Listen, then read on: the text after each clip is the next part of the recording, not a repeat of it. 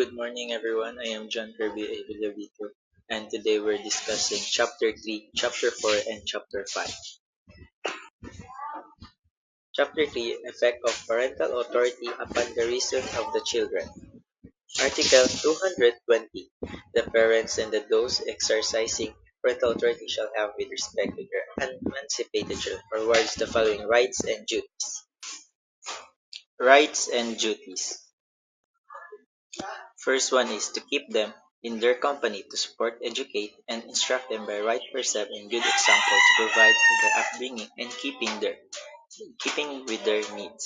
So dito is kailangan ng mga parents and guardians to accompany them and support and educate them to the right things to do. And second one is to give them love and affection, advice and counsel, and companionship and understanding. To provide them with mental and spiritual guidance, include them honesty, integrity, self-discipline, self-reliance, industry, and thrift, stimulate their interest in civic affairs and inspire them to advance with duties of citizenship. So dito is kailangan ng mga parents na mag-provide ng mental and spiritual guidance and also teach them honesty, self-discipline, and self-reliance to the to the children. Second one is to enhance, protect, and preserve and maintain their physical and mental health at all times. So dito is dapat na ano nila na enhance nila and napoprotektahan nila yung physical and mental health ng mga bata. To furnish them with good, wholesome education materials, supervise their activities, recreation, and association with others, protect them from bad company, and prevent them from arguing habits detrimental to their health and studies and morals. So dito is kailangan ng mga parents and guardians na i-guide sila sa pag everyday life and everyday activities. And the fourth one is to present them in all matters affecting their interests. The seventh one is to demand from them respect and obedience. The eighth one is to impose discipline on them as may be required under circumstances. Dito is na kailangan nilang magdisiplinahin ang kanilang mga anak. And the last one, to perform such other duties as imposed by the law upon parents and guardians. Article 221. Parents and other persons exercising parental authority shall be civilly liable for the injuries and damage caused by the acts of their emancipated children living in the company and under their parental authority. So dito, yung mga dapat yung mga parents na may parental authority upon those children is they are civilly liable for the injuries and damages caused by their children. The court may appoint the guardian of the child property or guardian ad litem when the best interest of child is required. Article 223. The parent or in their absence or incapacity, the individual, entity, or institution exercising parental authority may petition entity where the child resides for an order providing disciplinary measures over the property onset of the placed child. The child shall be entitled to assistant, subsidiary, or his choice petitioner, and the child shall be heard. Article 223. However, if in the same proceeding the court finds the petitioner at fault, irrespective of the merits of the petition of when the circumstances warrant, the court may also deprivation or suspension of parental authority or adopt such another measure it may deem just proper. Article 224. The measures referred to in the preceding article may include the commitment of the child for not more than 30 days if accredited by the proper government agency. Article 224. The parent exercising parental authority shall not interfere with the care of the child whenever committed, but shall provide for his submit that upon proper petition in his own instant, the court may terminate the commitment of the child whenever just and proper. Let's proceed to Chapter 4. Effect of parental authority upon the property of the children. Article 225. The father and the mother shall jointly exercise legal guardianship over the property of their unemancipated common child without the necessity of court appointment. In case of disagreement, the father's decision shall prevail unless there is judicial order to the contrary.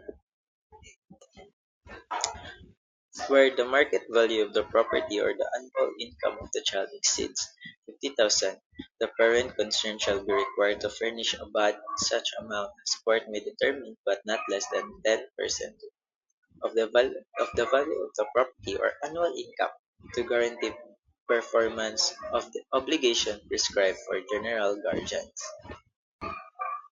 A verified petition for approval of the bond shall be filled in the proper court or the place where the child resides, or if the child resides in a foreign country, in the proper court of the place where the property or any part thereof is situated.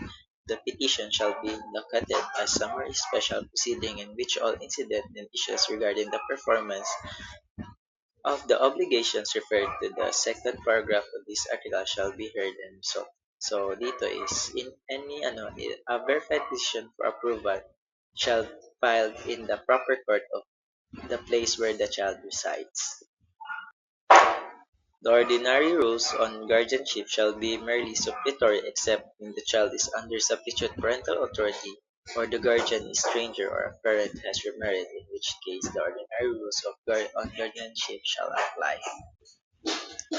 Article 226. The property of an emancipated child, earned or acquired with his work or industry or by onerous, gratuitous title, shall belong to the child in ownership and shall be devoted exclusively to otherwise the right of the parents over the fruits and incomes of the child's property shall be limited to the child's support and secondarily collect to the collective daily needs of the family.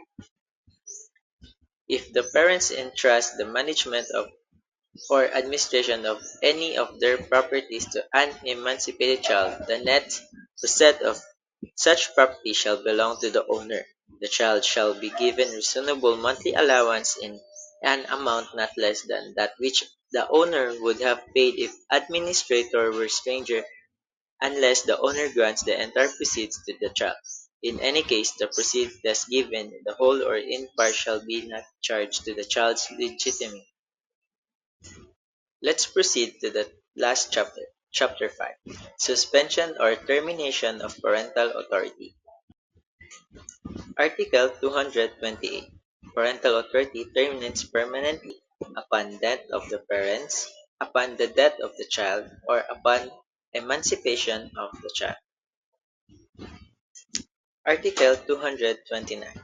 Unless subsequently revived by final judgment, parental authority also terminate upon adoption of the child, upon appointment of a general guardian, upon judicial declaration of abandonment of the child in a case filed for the purpose,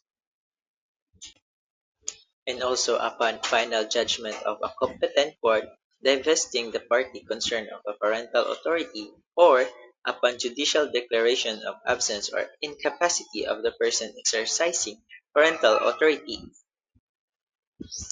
Article 230. Parental authority is suspended upon conviction of a parent or person exercising the same of a crime, which carries it the penalty is civil interdiction. The authority is automatically reinstated upon service of penalty or upon pardon amnesty of the offender. Article 230. The court in an action filed for the purpose or in related case may also suspend parental authority if the parent or the person exercising the same. So dito is ang court is mag-file siya ng action purpose in a related case na makasuspend sa parental authority ng isang parent if meron siyang ginagawang ginagawang hindi dapat gawain ng isang parent sa kanyang anak. Treats the child with excessive harness or cruelty. If the child correcting orders, counsel, or giving orders that is not appropriate, compels the child to beg or subject the child or allows him to be subjected to acts of lasciviousness. The grounds enumerated above are deemed to include cases which have resulted from culpable negligence of the parent or the person exercising parental authority. If the degree of seriousness warrants or the welfare of the child so demands, the court shall deprive the guilty party of parental authority or adopt such other measures as may be proper under circumstances. The suspension or deprivation may be revoked and the parental authority revived in a case filed for the purpose or the same proceeding. If the court filed for the purpose or in the same proceeding, if the court finds the same cause therefore has ceased and will not be repeated. Article 232. If the person exercising parental authority has subjected the child allowed him to be subjected to sexual abuse, such person shall be permanently deprived by the court of such authority. Article 230. The person exercising substitute parental authority shall have the same authority over the person of the child as the parents. In no case shall the school administrator, teacher, or individual engaged in child care and exercising special parental authority and take corporal punishment upon the child. So dito pwede yung mga substitute parents or yung school administrator and teacher na bigay ng the same authority over the person's child. Thank you for listening. Love you guys. Okay na to.